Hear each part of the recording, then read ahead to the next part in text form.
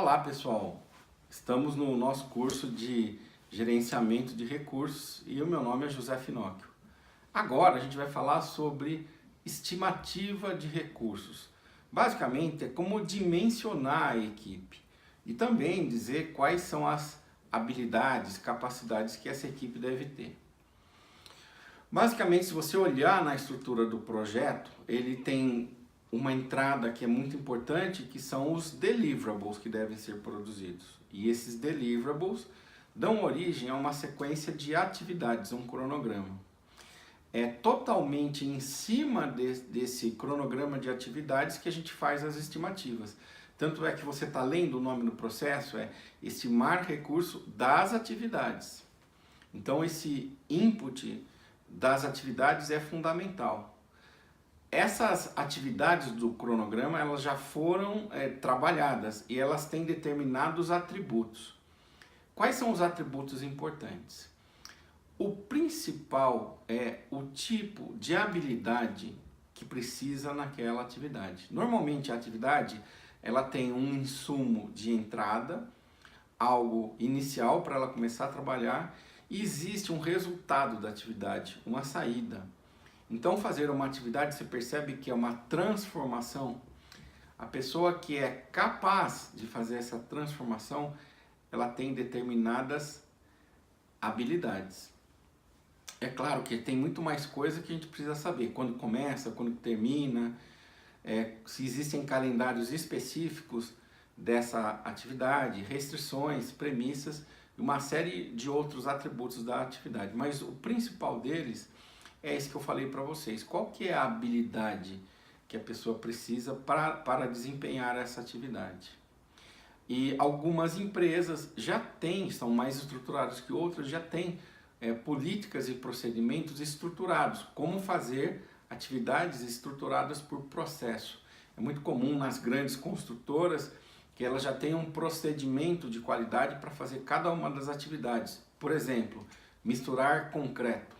Então você vai lá no banco de atividades e busca lá como se faz para misturar concreto. Quanto mais estiver padronizado, mais fácil vai ser você estimar os recursos e também buscar os históricos que são necessários. A gente termina esse processo tendo o recurso dimensionado, quantas pessoas daquele tipo vão ser necessárias, né? Qual é a habilidade de cada uma dessas pessoas, quando que ela começa e quando que ela termina. A gente atualiza isso no nosso plano de projetos, né? E nós também atualizamos as premissas, né? Quais são os índices de produtividade, qual é a estimativa que a gente tem, as bases para fazer essas estimativas. Vamos lá? Bom, aqui você tem uma outra visão do guia PMBOK, o que eu acabei de falar, só que num formato diferente, tabular. É basicamente a mesma informação. O que a gente tem aqui são as ferramentas que são usadas para isso. Nesse caso, as ferramentas do PMBOK, você pode perceber que sempre usa uma opinião especializada ou usa algum tipo de parâmetro. Isso não é tão importante, o nome que se dá para essas técnicas. O que o PMI, o PMBOK está te dizendo aí, é que é preciso ter conhecimento para fazer as estimativas, né? Vamos olhar um pouco sobre os fatores ambientais, né? O que a gente esperaria que uma empresa nos desse em termos de ativo, de processo, para organizar isso daqui. A primeira coisa que você tem que ver é o quanto que esses times também estão geograficamente distribuídos. É uma empresa multinacional, uma empresa global? O quanto que eles estão disponíveis ou não. Mas eu posso te dizer que as grandes empresas, elas que são super estruturadas, elas têm um banco de talentos. No software a gente chama pool de recursos, onde existe quase que uma hierarquia, né, dos diversos talentos, das diversas habilidades organizadas. É típico você ter, por exemplo, isso numa plataforma PPM, de Project Portfolio Management. A gente chama isso aí de pool de recursos, o banco de talentos da organização. Ele fica organizado como se fosse um banco de dados hierárquico, organizado por tipo de habilidade. Bom, não é toda empresa que tem isso. Às vezes isso aí pode ser conhecido ou não e pode estar registrado ou não, né?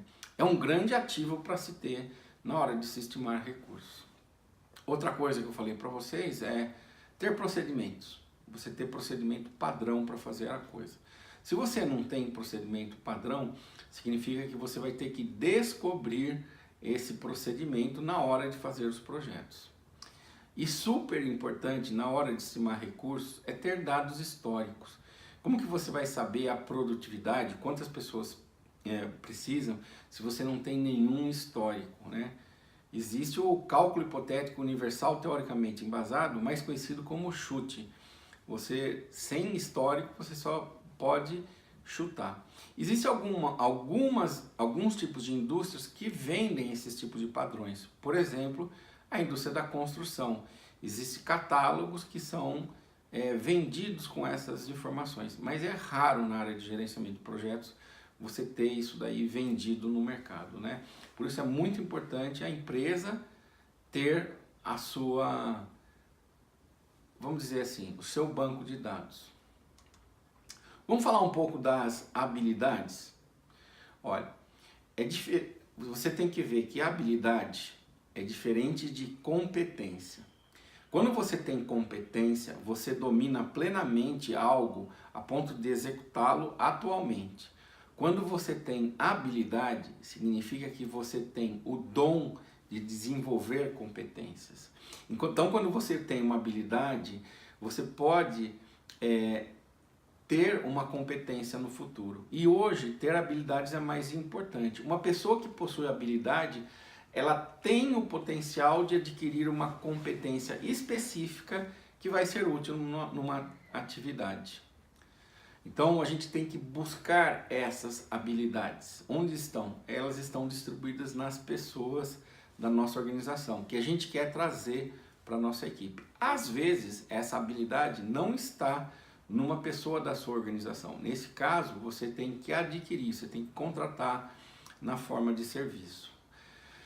Quando a gente tem habilidade, as pessoas elas são mais do que competentes, elas têm potencial, elas sabem aprender. Quando elas têm habilidade, significa que elas vão ter autonomia no projeto para poder desenvolver. Quando elas têm a habilidade, significa que elas podem usar isso em situações novas, tanto quanto nas situações familiares, né?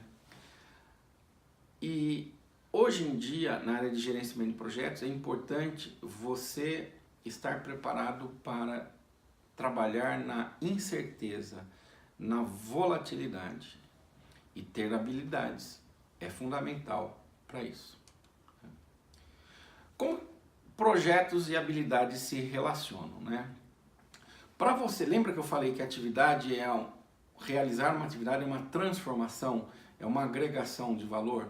A única maneira de você transformar algo de um input para um output é você tendo essa habilidade.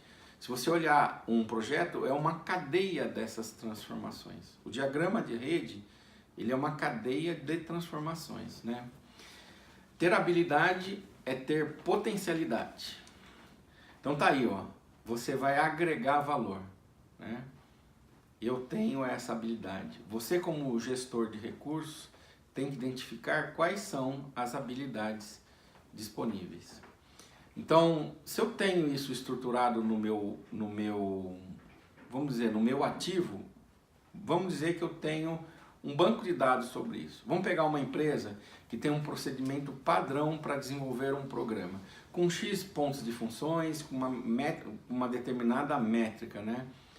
Então, cada uma das etapas necessárias, cada uma das atividades necessárias, analisar, codificar, homologar, significa que ela tem uma estrutura, ela sabe qual é o recurso que usa, qual é o conjunto de habilidades que é necessário e o que é a produtividade típica. A empresa já tem isso aí registrado. Então aqui, ó, nós vemos atividade de análise, eu consigo fazer um programa padrão com X pontos de função em um dia por um analista. Eu consigo fazer a codificação desse programa por um programador em 2 dias. Eu consigo fazer a homologação desse programa por um homologador em um dia. E eu consigo fazer a implantação por um analista de produção em 2 dias. Então você percebe que essa empresa é uma empresa bastante estruturada. Salva, Fê. Eu gravei.